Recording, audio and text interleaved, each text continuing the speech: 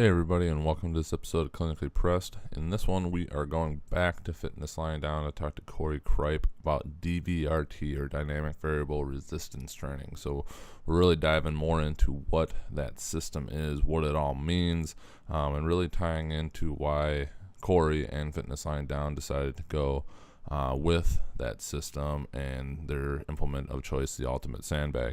Really, the more we've kind of gotten into learning about the system and knowing that it is more than just using a sandbag for different lifts and movements and all the different underlying mechanisms that it's trying to accomplish, it really is pretty impressive and something that we really enjoy learning more about. It is intriguing stuff, whether you are just a general fitness person just looking to get in better shape, or potentially looking to add some different stresses to your workout, improve some athletic performance because of the resistance and the variability that it's going to give you, hence the name. It might be something worth checking out. So with this, we have Cory Cripe giving us all the lowdown on DVRT. Also, sorry for the quietness of Kyle in this episode. We were having some audio difficulties and a little bit of noise in the background as Fitness Lying Down is under construction. Enjoy.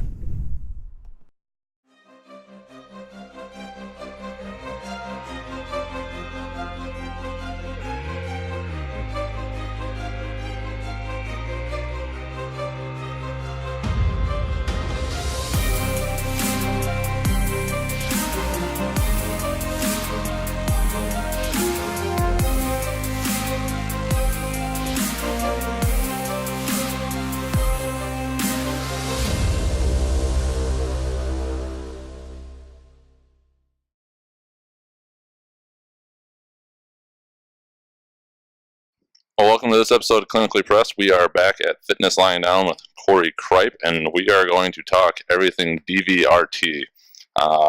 Cory's got an event coming up in October 13th, yes. So we'll let him talk more about that, but definitely if you're in the area and this piques your interest, which it should, we recommend checking that out. So we've talked before, we'll link back to that episode, and you and Anthony we had at the time talking, and we got into the sandbags a little bit as kind of being your guys' staple implement here, and at that time you were not a master trainer, you were in process of, and now you are a master trainer. So trying to get more into the nuts and bolts, like I kind of understand it from watching everything you've done and just seeing it, like what is DVRT? Right, so DVRT stands for Dynamic Variable Resistance Training. And the thing is, it's the system, right? It's not just about the Ultimate Sandbag, which is our preferred tool. The DVRT system we use with kettlebells. You could use with dumbbells. You know, we use them with resistance bands, all this just different things, because it's such a system about progressive overload. You know, if you ask anybody in gym settings, how do you make an exercise harder? Their first answer is put on more weight. Yep. Or go faster. You know, but nobody ever really thinks about the holding positions, your body positions, or the planes of motion. You know, so when you can really implement that, and that's why, I mean, if anybody ever comes to our gym or looks at our setup, we're pretty Spartan. You know, we have a lot of sandbags. I'm pretty happy about that. But, you know, and the sandbags don't go up in like 5-pound increments, right? I mean, that's kind of the progressive overload in the gym mentality, is you just put on 2.5, 5 pounds a piece, you know, and you just keep building up. But there's a point where you can't lift any more weight, you know, so what do you do? And I think that's why a lot of people plateau, you know, in the gym settings, like when they're doing barbell training. And I'm not knocking barbell training. It's just, it's a good tool. It's nice to have in the toolbox of your training, but it only takes you so far. Mm-hmm. You know, so my analogy usually is like if somebody's doing bench pressing and, you know, they come in day one, they've never bench pressed before, it's all neurological. So of course they're making big gains right away, right? Because the body's loving it. It's like, wow. But then all of a sudden it just starts becoming stagnant. You know, it's like you hit that plateau. And I can tell you our clients have never experienced a plateau here because of that whole DVRT system mentality, the progressive overload. So in a gym setting, you know, one of the great things you could do is, I mean, taking your barbell bench press and just taking dumbbells instead of a barbell. Now all of a sudden you've given the central nervous system a new stimulus. And unfortunately, a lot of those bros out there, right, they don't want to do that because it means that they have to go down on weight. You know, they don't appreciate or understand. But if they just did that for a little bit, they would actually come back and find out that their barbell bench pressing would probably be a little bit more stronger. So I found that with incline. I hate barbell benching because I can't. I suck at it, but I throw dumbbells in and I'm much better. it's harder though. And then it transitions back. I found in college when I thought I knew what I was doing, like I would get my incline, like dumbbell bench better, and come back to the barbell 3 weeks later, and It was a whole new experience, it seemed right? easier. Yeah. You can So- make the next jump. And that's the whole thing about the DVRT system, is the ability to program this stuff. You know, I mean, it's not a haphazard. You know, I mean, sometimes everybody wants to, when it comes to programming, wants to. We're under construction.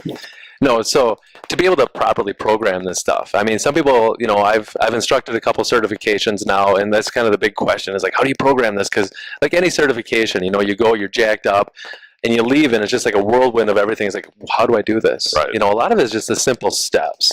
But to be able to properly program progressive overloads, because a lot of programmers out there, you know, we want to hurry up and get our clients to the sexiest exercise because, like, you know, it sells. It's Right. like, well, I saw you do this thing. It's like, I want to do that. It's like, you got to earn that. Yep. You know, I mean, you have to, like, I had to do that too. I mean, and I love going back to the basic fundamentals of the DVRT system. Like, you know, just something as simple as a hinge, you know, like doing a deadlift. You know, I've gotten really good at my hinges, but returning back to that and just spending some time working on the fundamentals, that still builds up. So, I mean, that's how I personally program myself, but that's how I program our clients too, is I'll build them up. They'll do some of the crazy exercises, like, and then I bring them right back down. And I think it's funny because you get them to the point where it's like, all right, here's your exercise. They're like, just squat. Yeah, just squat. And they're like, well, I'm so used to you, like, just, you know, squat, and then you're going to do this and that, and then Right. you're going to lift up on one leg or something like that. But that's the great thing about the progressive overload is then, you know, we've taken the neurological system to a certain point, we bring it back down, you know, we go back to the fundamentals and build them right back up, doing some different things. I mean, lately we've been introducing a lot of lateral movement, you know, working in the frontal plane, and that's really worked. A lot of people, like, they come back like, I've never felt that before, you know. We've noticed that just in our training with the student athletes.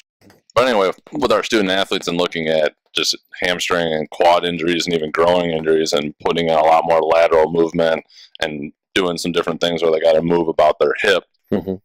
and it's cut down significantly, even though when they're injuring it, it's going forward and back. Right, We think the movement in their hips and their ability to actually, like, move their leg has really been beneficial instead of just doing the traditional eccentric eccentric focus, strengthen up the hamstrings, you know, stretch, all that. I think a lot of that is, you know, lateral lunges, doing some zercher, different things. well, and that's, you know, that's how, like, it's just great when I visualize this as, you know, you talk about your athletes going forward and backward, Mm-hmm. so they're still kind of in the sagittal plane, right? But they're still also having to fight Right. frontal plane and things like that, and that's where All the stuff rotation. happens. Yeah, so I mean, you know, walking is the most complex activity we do as human beings. I mean, all three planes of motion, and that's why you see people as they get older, they start shortening their steps and all that because they're not as stable in the planes, so they're holding that. But, you know, I mean, people that walk, it's unfortunate they don't appreciate how much movement actually happens there and how much anti-movement goes on there too.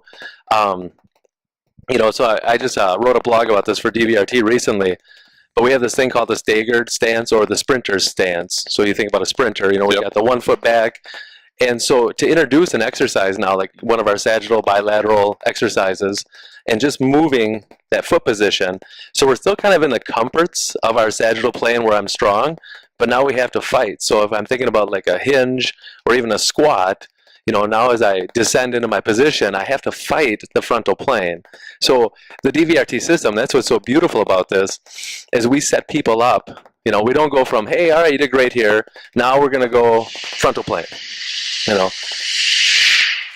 we say, hey, you're doing great now, we're just going to tweak it a little bit. And that's the thing, is we're not going to give you heavier weight, we're just going to make your stance here now. Mm-hmm. And they're like, that's way different. And it's great because, yeah, I mean, we haven't, you know, and that's why it's so nice that we don't have like millions of different weights pound-wise. You know, we don't have dumbbell racks that go from 5 to 100, yeah, where they have to sit on the floor because they're not small enough to, you know, it's like, We don't have to do that. You know, we can really hit it, and then you get more of that neurological component to it, and then the whole body, like the connections. You know, we're really big in the anatomical slings, the kinetic chains, like making all that stuff happen, and that's some of the simple ways we can do that.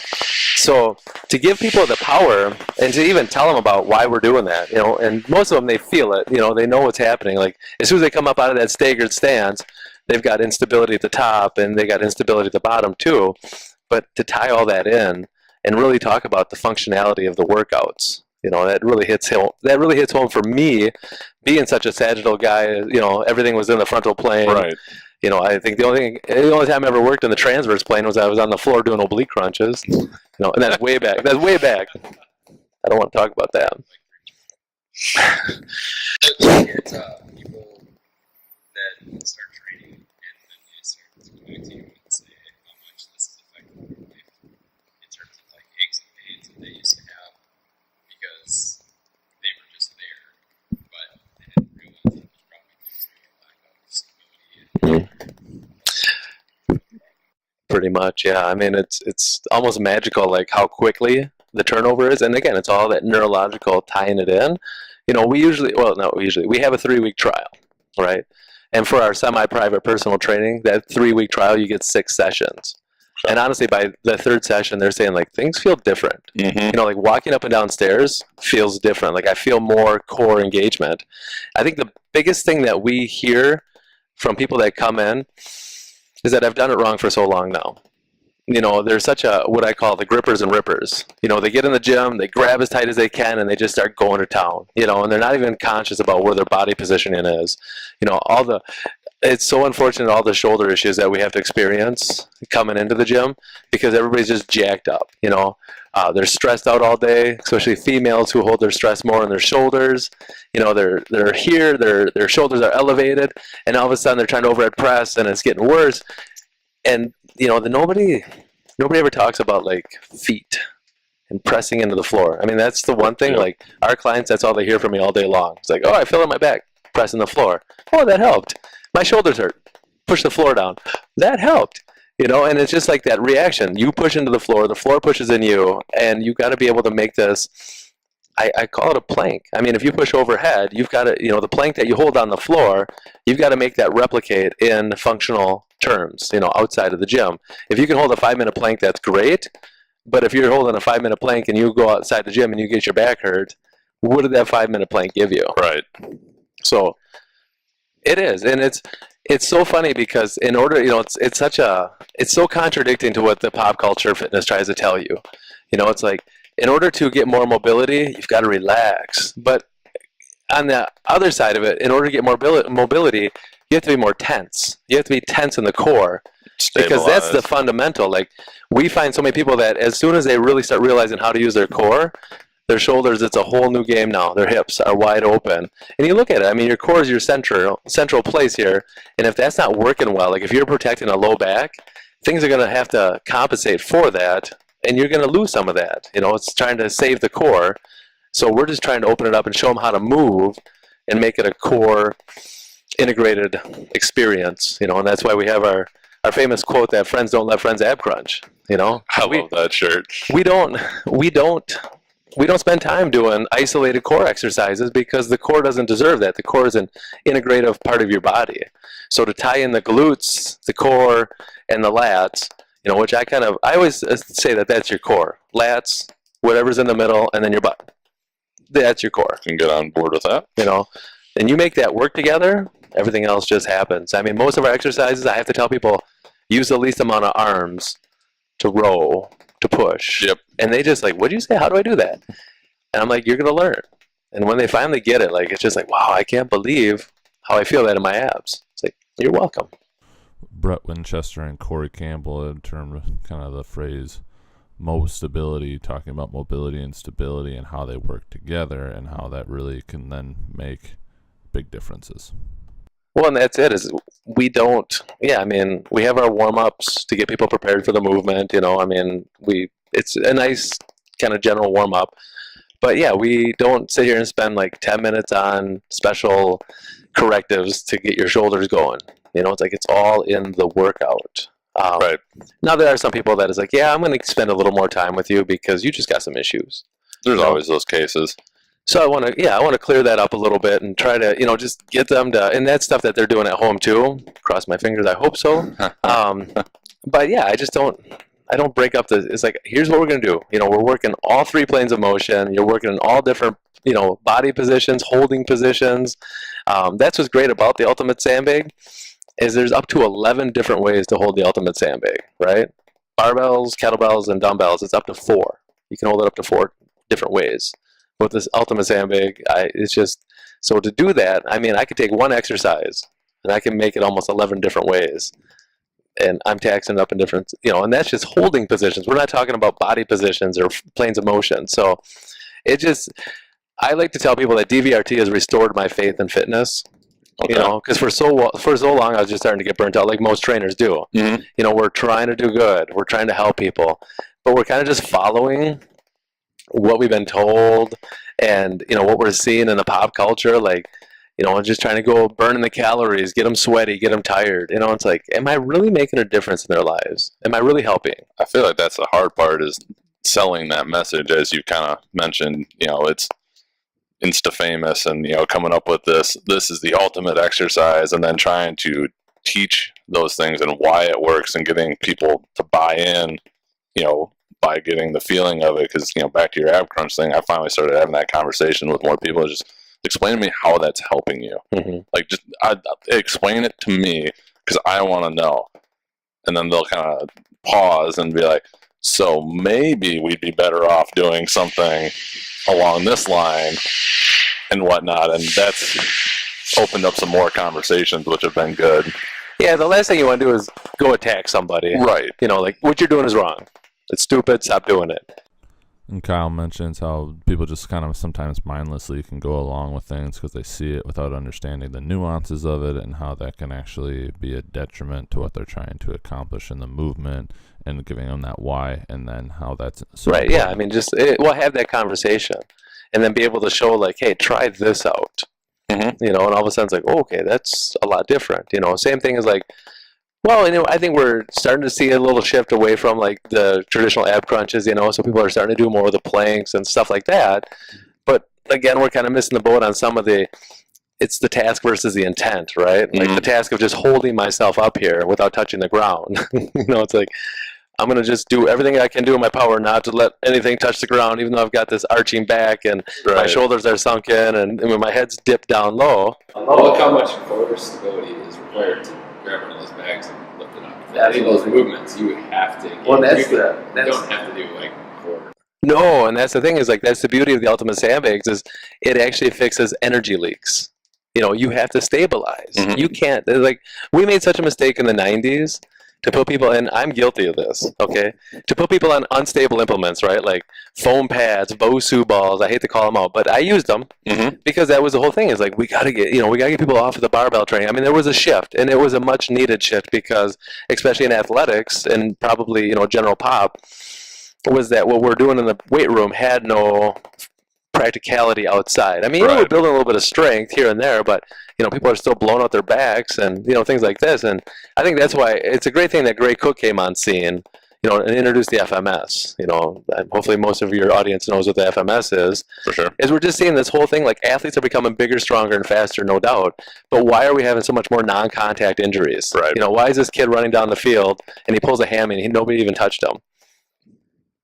Because they're not movers, yeah. Right. And so it's like, and I remember just hearing Gray talk about that one time, like how he set this up for high school athletes, high school football athletes in particular, because they're just seeing this. So they set that up, but it's really, he says it's not sport specific, the FMS. It's not sport specific, it's not gender specific, he goes, it's species specific. So to start addressing that movement issue, right? So like in the 90s, everybody's on the foam pad, standing on one leg, and Gray will make fun of this too. They've got their pink dumbbell. They're on this unstable environment, trying to do all this crazy stuff. And what we found out, though, was like to change their body positions, to go into this staggered stance I mentioned earlier, like to be unstable in a stable environment. That's how we move, so we have to be able to not only create forces, but we have to resist opposing forces from other places, and that's what gets our stabilizers going, right? For a while there in the 90s, we were talking about almost isolating stabilizers. You Right. can't do that. Right. You know, stabilizers are not meant to be strong. They're meant to be fast and quick. They have to. So when you're doing stuff with the ultimate sandbag, whether it's a simple thing as a bent over row, or, you know, a popular one is doing the shouldering where we're throwing it on top of the bag and doing like squats with the sandbag on top of our shoulder, any energy leaks, your body's it's gonna visually show. Mm-hmm. So, and that's the great thing about the system. Again, we got to talk about the DVRT system. You know, we're not here. You know, the workshop I'm going to be having, it's not an ultimate sandbag workshop. Right. We're not trying to sell ultimate sandbags. We're trying to sell this system. And so the system gives us all these, like, okay, they can't handle this DVRT exercise. So here's the simple regression to just bring them back. You know, you don't even have to change the weight. You just have to change maybe the body position, maybe the front, the plane of motion, maybe the holding position, and then we can build that, because then we find where that energy leak is, and we can seal it up, make it more strong, make it more, my favorite word, efficient, and then all of a sudden now they can return back to that other movement, the more advanced, progressed movement, and it's like, wow, there it is. And it's just, I don't know, it's, again, it restores my faith in fitness. It's like, wow, we can make people better, you know, and that's what it is. It's like everybody wants to find they're better. I think just thinking about it more based on what you said, you know, you're talking about a movement-based philosophy, not just strength, not just conditioning. And I've had this conversation with other people. I think that's traditional gym setting is you're typically only focusing on the strength portion. Mm-hmm.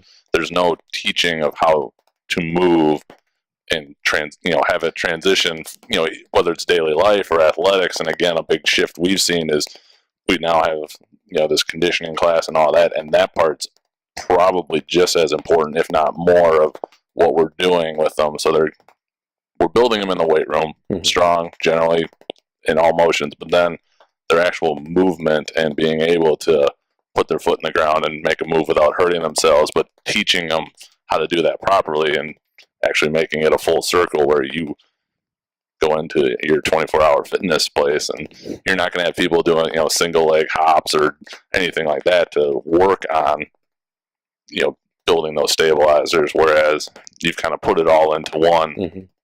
It's beautiful. One thing, and it makes a lot of sense. And that's the thing, is we talk about being gym strong, you know, like the muscle strong thing. And, you know, here's the other thing is when people want to talk about being strong, you know, you're talking about the ab crunches, just what is strong? You know, have them define strength, right, and see how they do with that. Well, what's their goal? I mean, if you're that's it. A powerlifter, yeah, it's all very subjective. But a lot of your everyday person just needs to have, you know, they're looking for functional fitness. Well, they have to be strong. I mean, we can't say that you know, like, people need strength, but the term that I've coined a little bit is the movement strength. Mm-hmm. You know, so what you guys are all talking about, like the stability, the mobility, conditioning, all that stuff. I mean, that's human being life stuff. You know, if you're going to get something out of you're going to be doing some moving. You know, lift that box up off the floor out of the back of the truck. You're probably not going to have convenient handles. You know, right, that have knurling on them so you can not slip. Have a nice grip and right. No, yeah. Life doesn't offer shiny handles. The gym members come here because they just want to come to a gym versus, you know, they have their goals, whether it's weight loss or fitness or whatever, versus how many come here because they hear that you do something different, you know, with the sandbags and, you know, and with those that just come here that don't really know what you're about. Is it like, what does that look like? Where they're like, where's the barbells, you know, or like, I guess, what does that look like? Well, and I would say, like, you know, we're doing a percentage. I mean, less than 5% people are coming in because they just want to go to a gym. I say it's less than that. I mean, 2%. And it's just like, what I really enjoy about our location and what we do here at the footwear building is we have no visual. Right. You know, people have to find us. And it's easy to find the footwear building. We were lost from the first time we got here. I mean, everybody, okay, I know what the lacrosse footwear building is. But then you get people calling you from Boot Hill Pub like, hey, are you, no, you know, it's like, no, you know, or, you know, the Pearl Street Brewery, it's like, where? And then even, when they get in here, there's no guarantee that they'll find us. Right. So they have to work to find us. So I love that because I've worked in gyms before where it's like street view. Yep. You know, and people just kind of, they're wasting time. you know, and they just walk in like, hey, you know, what's up with your gym? And you know, I was on the elliptical, and yeah, well, and I was in a position too. It's so awkward because it's like anybody that comes in inquiring, you're, you know, as the sales guy, I'm required to take them through a tour. You know, and then after the awkward tour, I have to tell them in a few days I'm going to call you up and see if you want to join because you weren't willing to join today because you have no interest. right. You know, you're just wasting both of our time. And that's just, yeah, I mean, it's annoying. So when people come to find us, a lot of it is word of mouth. I mean, we've got our Facebook and Instagram presence going too. But, I mean, Which you should follow, by the way. It's highly entertaining. Thanks. And educational. And educational. It's all. I don't want to just be the entertainer, but that could fit into entertaining. Well, yeah. So people, they have to find us. And so the 97% people that come here is because they know we're doing something different, and they know that it's not just different, we're making a difference doing it. You know, anybody can just go against the grain and do some crazy stuff. Mm-hmm. I'm sure they've done it. But who can actually, you know, with science-based stuff, I mean, that's the thing, is like we're not just putting this stuff together like, hey, I hope this works. I mean, this is evidence that's been tested and has been out there. You got like, the why. We do have the why. And that's where a lot of young coaches and personal trainers struggle. Why am I doing this? Well, because we're working chest today, or yeah. You know, that's the why. It's not here's how it's going to transition to your life or your sport or whatever. Well, and there's still a big gap, you know, once you even know the why, like, you know, you got to make it now approachable. You got to make it tangible for people. You know, you got to make it. It's a tricky business being in what we do, right? I mean, making people better. Like, you get somebody that comes in, you don't know what their mood's like. You know, I mean, you don't. And it's kind of, I think I've heard some people coin it intuitive training. I just call it common sense. You know, if somebody comes in and like, I'm tired. It's like, okay, well, we can still have a session. You know, I'm just going to make sure that we're not loading you up as much as the program says. Right. You know, I mean, I make the program so I can supersede the programs. There you go. You know, but it's like, yeah, you got some person that's just jacked up that day. It's like, I'm ready to go. It's like, you know what? All right, I'm ready to go too. Yeah, let's make this worth it. But to be able to take that why and to apply it into programming, so it's, I mean, what's our first goal here in creating better people is do no harm, be safe. You know, so I can't just throw something at somebody and be like, hey, we're going to do this crazy ass thing today because I saw it on Instagram.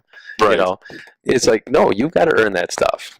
And it's just, it's a beautiful thing when you see the clients like that come in and, you know, they see, you know, you get newer clients that come in and they're seeing some of our more advanced clients. Like, I can never do that. It's like, give me a few months. You know, and it's like, once they get the foundation, once they do the DVRT, I mean, it's just a beautiful system where it's like, once they understand the foundation, I mean, they don't have to understand it, but once they can master it physically, and then you just start making those small progressions, not adding weight per se. Sometimes, I mean, yeah, that's one of the things you can do is add weight and speed and things like that, but we don't move that fast. You know, we make them strong, movement strength, you know. Right. They have to be able to fight certain planes of motion before they can move into those planes of motion. And it's wonderful. I just think about runners. It's just rehab built into training. Absolutely. Sometimes it's rehab. Most of the time we're trying to do the prehab thing, right? Right. Rehab. I mean, mostly. I mean, you know, the smart thing is that we have to know our lines. You know, I'm not a clinician. Like, people are like, is this physical therapy? I'm like, no, and don't ever say that. Because please. I don't want to get in trouble. Right. But I'm like, there's a lot of parallels. You know, I mean, and this is like the great place where people, like, once they're discharged from physical therapy or chiropractic settings and stuff like that, like, you know, I mean, how many times are you see your doctor or your PT and it's like, all right, you're done here. You've graduated, or, you know, whatever, we're discharging you. Yeah, go work out. Go work out. You know, go exercise. It's like, does anybody understand how general of a term exercise is? No, yeah. Because, I mean, is the person that's doing the recumbent bike for 30 minutes, is that exercise? Yes. You know, but it's like, what's your purpose? What's your goal? Yeah, exactly. I mean, so we give them that stuff like, hey, okay, yeah, you've had bad shoulders. Like, we know, I don't want to say to fix it. Like, I mean, if you got a serious shoulder problem that needs, like, some medical intervention, right? I'm giving you medical intervention. Because, you know, I think I go back to Ray Cook because he's got great quotes. You know, he really does. You can't solve a medical question with a fitness answer. You know, you just, if somebody's got a shoulder problem that needs some clinician, yeah. But the great news is that we can work with it. You know, you don't have to just stop working out with us because you got a bum shoulder, bum back, you know, knees, all the big three, right? Shoulders, backs, and knees. So I think that we've had that conversation, you know, what's the best ACL prevention protocol. Well, really solid training is an ACL prevention protocol. Like you don't need to purchase something fancy to do it. And we've gotten to the point where, depending on surgery timelines and whatnot, people coming back, the way that our conditioning classes run for football, it's a progression right back to return to play. Like I basically turn them loose and say, we'll modify a couple things, but it's all starting on basic movement, building up. And it says a lot about the movements as it is. They're safe movements, so they're good. Well, and it's like, no, but you can though, but you just have to show the mastery as you go along. Right. It's like, yeah.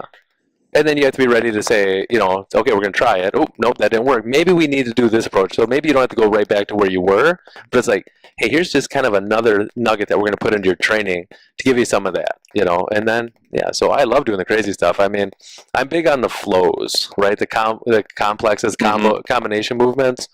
And that's what I really enjoy with the Ultimate Sandbag, because for me, the flow movements replicate a lot of life.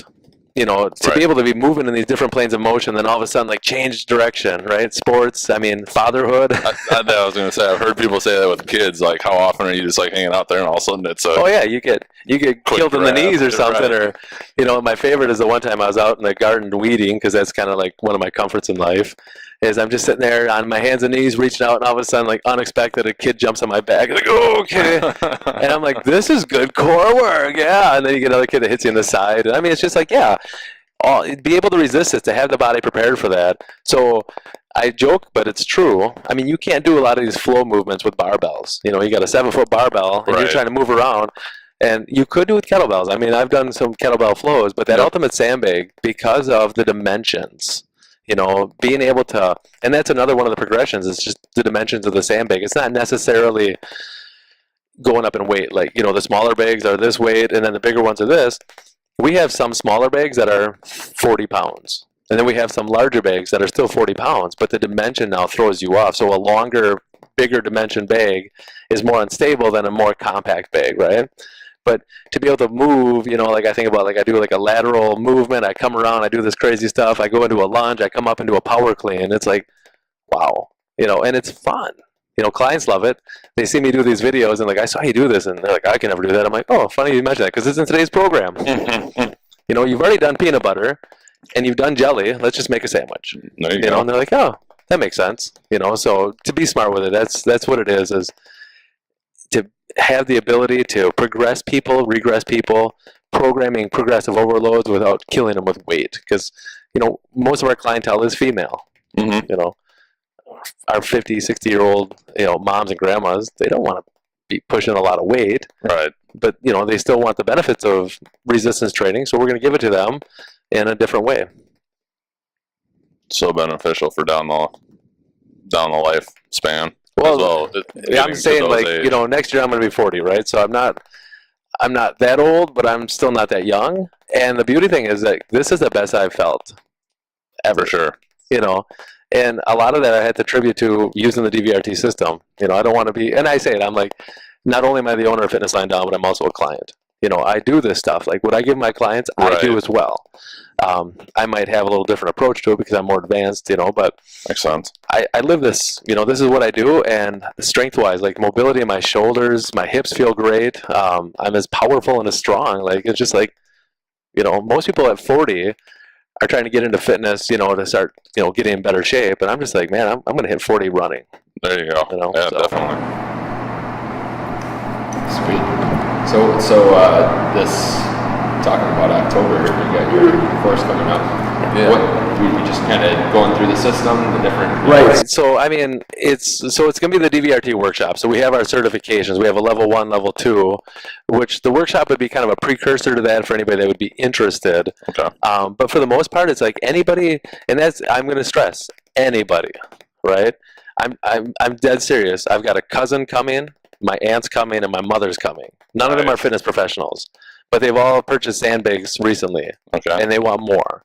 You know, like, they just want more knowledge on it, because you could sit there and purchase your Ultimate Sandbags, and I do want to stress, like, this is kind of the nugget, is it's not, you know, it's not just a sandbag. It's been designed purposefully, like, you know, so using the Ultimate Sandbag, it's the creme de la creme when it comes to sandbags. I've seen other sandbags from other makers, and I've done stuff, and it's like, you're getting sand in the face, you're getting, it's like, wow, I can't believe how badly made this is.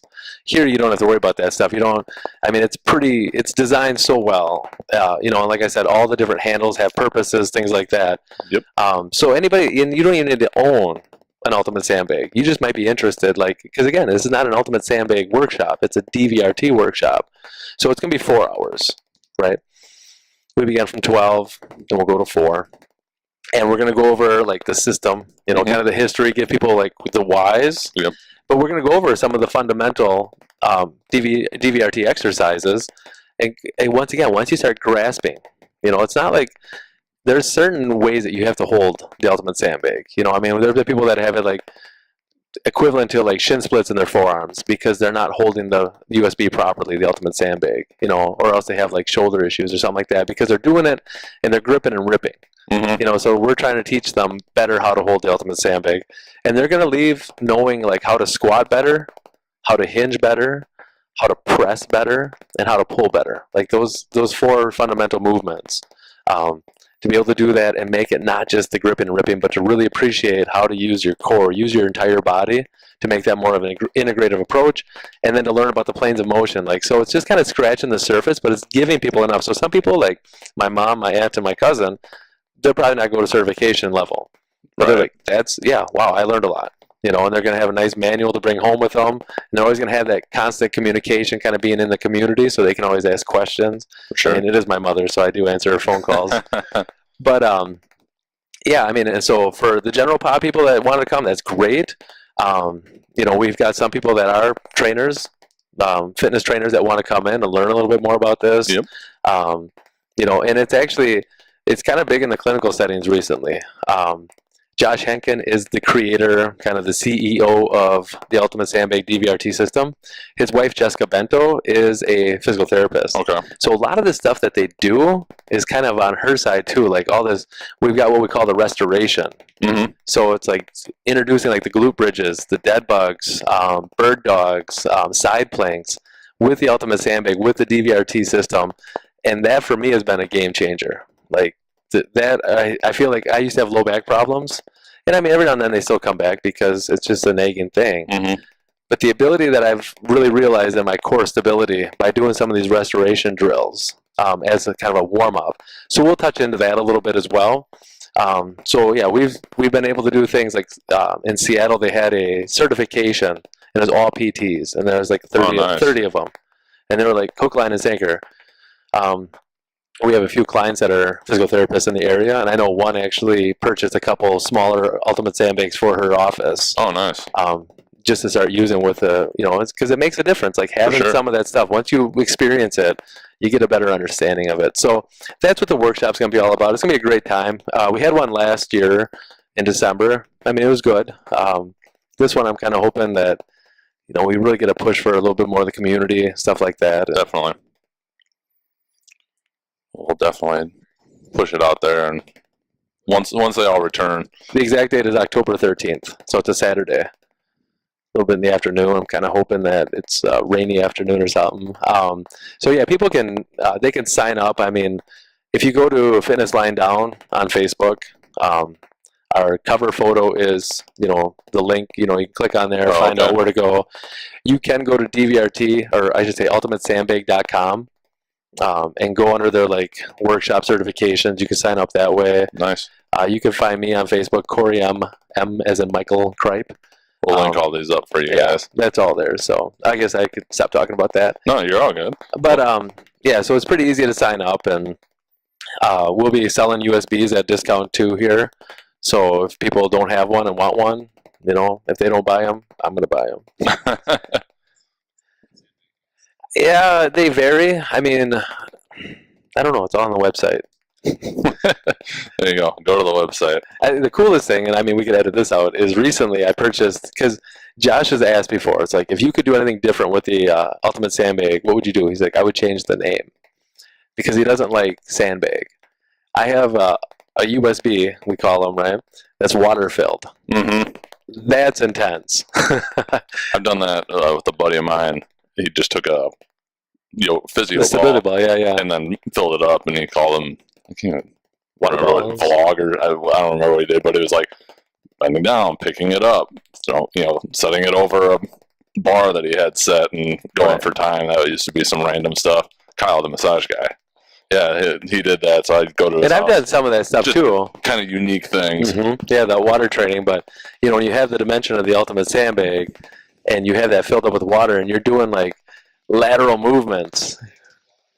Well, there's different fillers. So like, and that's something that we'll talk about in the workshop too, because a lot of people don't understand. Like, we have the shell and then there's the fillers inside of there. So we have sand fillers, and that's what they'll say too, is like, if you're new to this, maybe you make half of it sand and half of it rice, because you want the dimension of the sandbag.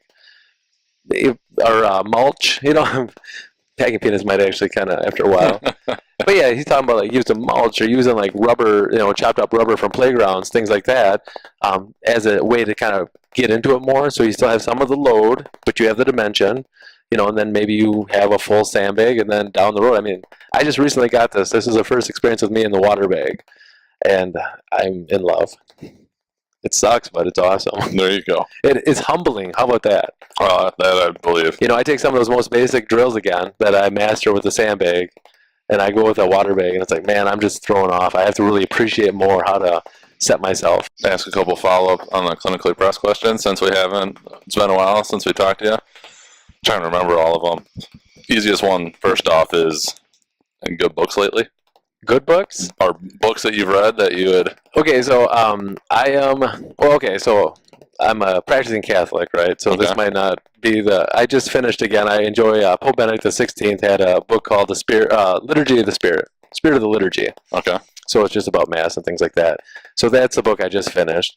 Because I do enjoy, I love the faith, and I love sometimes reading books that have nothing to do with fitness. Oh, for sure. What I've got on my shelf now, I've just started reading, is George Lucas, A Life. Ooh. So it's like all about like his Star Wars stuff. That should be good. And yeah, so far it's thicker than I thought it would be. But I mean, the times I read it, I don't want to put it down. Like most times, some books I'm just like, I'm going to just get through this. But this one, I'm like, I just want to keep reading. But then I got to go to bed, or spousal duties. There you go. Yeah, exhausting. So there's the book. What?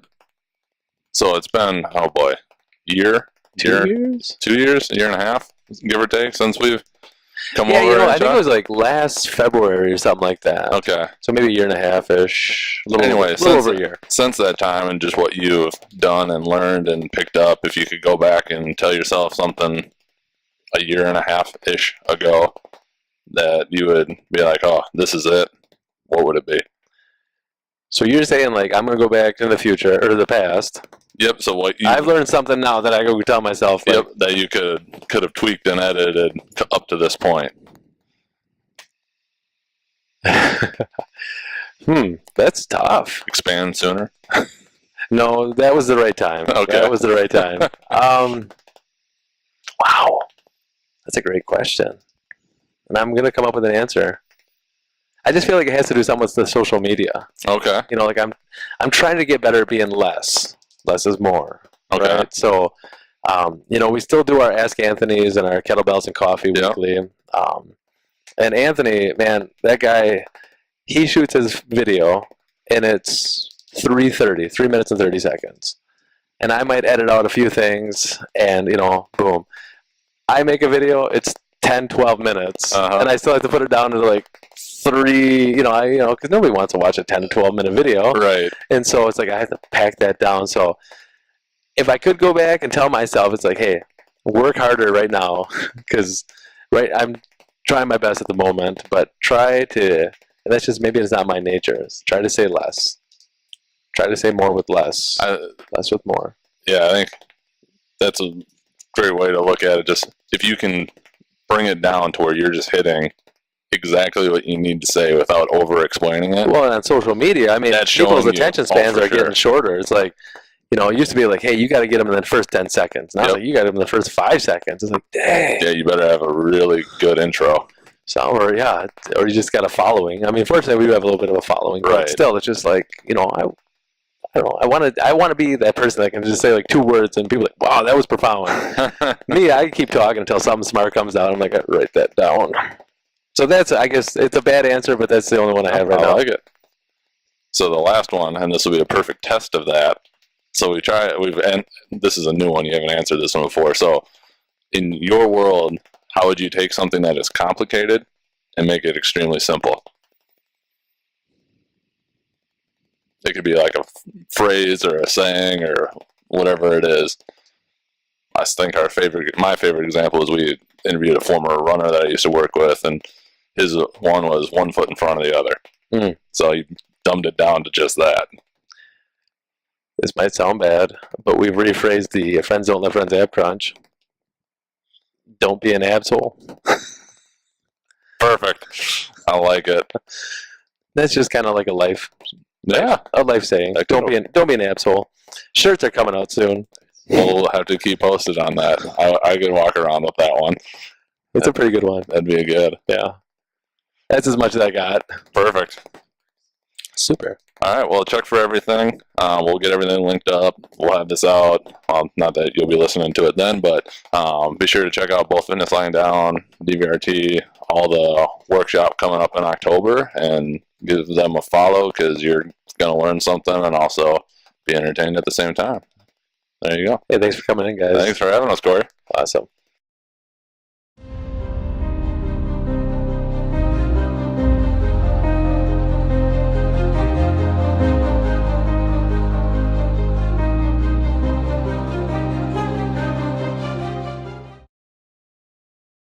Thank you for checking out this episode of Clinically Pressed. Go to clinicallypressed.com for full show notes and links to everything that was covered in this episode. While you're there, you have access to all of our episodes, insights, and shorts. You can find Clinically Pressed on YouTube and any podcast outlet. If you could give us a rating, thumbs up, or review on how we are doing, we would greatly appreciate it. To get more free content delivered to your inbox, sign up for the Total Athletic Therapy newsletter. You'll get direct links to all new Clinically Pressed episodes, reviews on some of the latest research in health and performance, and links to related podcasts and other items meant to help you make the complicated simple and optimize performance. Thank you for listening, and see you next episode.